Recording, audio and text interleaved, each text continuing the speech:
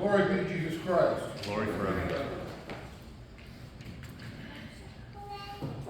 This morning we heard in the Gospel according to St. Matthew the miracle of the loaves and the fishes and the feeding. Over 5,000 men, plus women and children, they figure maybe 7,500 to 10,000 people gathered to hear the Sermon on the Mount in the desert.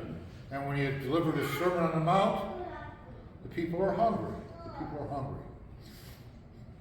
And rather than going to the town to buy food, bring it back and distribute it, Christ decides, here's 2 fishes, 5 loaves, do something with it. Allegorically speaking, the 5 loaves stand for the Torah, the 5 books of Moses: Genesis, Exodus, Leviticus, Numbers, Deuteronomy. And the 2 fishes stand for the New Testament, the Apostles and the Gospels. And that's the way of salvation for mankind. You can't just live on bread alone. You can't just live on the Torah alone.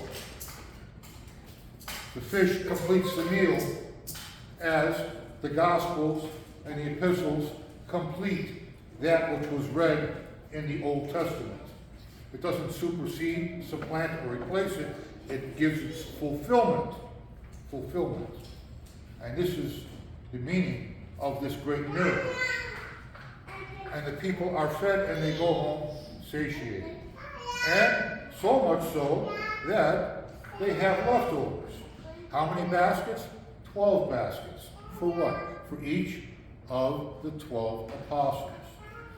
This is an allegory of the spreading of Christ's word throughout the world. Were there close to 10,000 people there? I don't know. I wasn't there.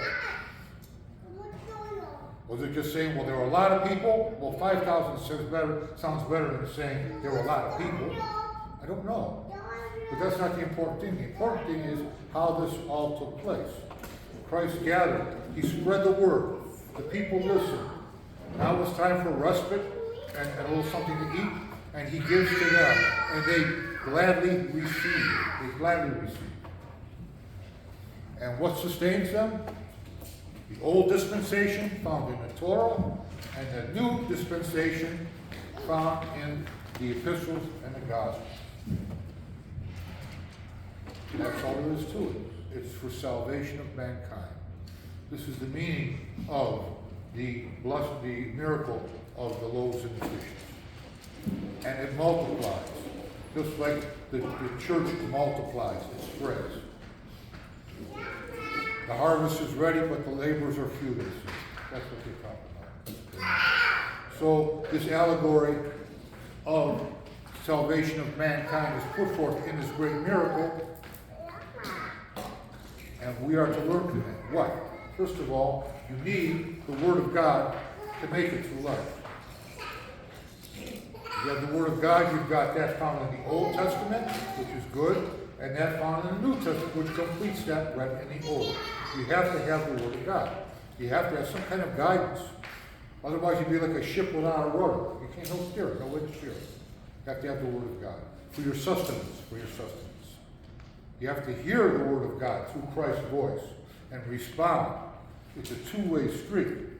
Christ just does not simply grab you and pluck you out and count you among the saved. You have to work for it.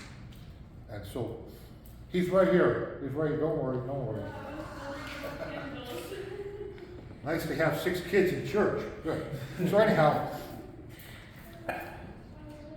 so with this great miracle, we learn as Christians what we do.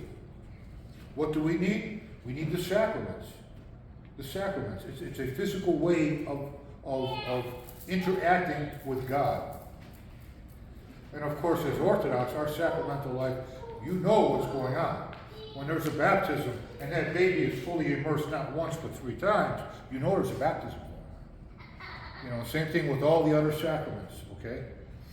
And so the sacramental life of the church is most important. So, dear brothers and sisters, follow the church. Follow the lessons set forth in this morning's gospel.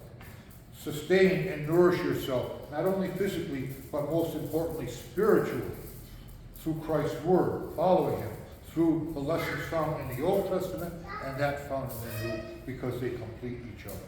Amen. Glory be to Jesus Christ. Glory forever.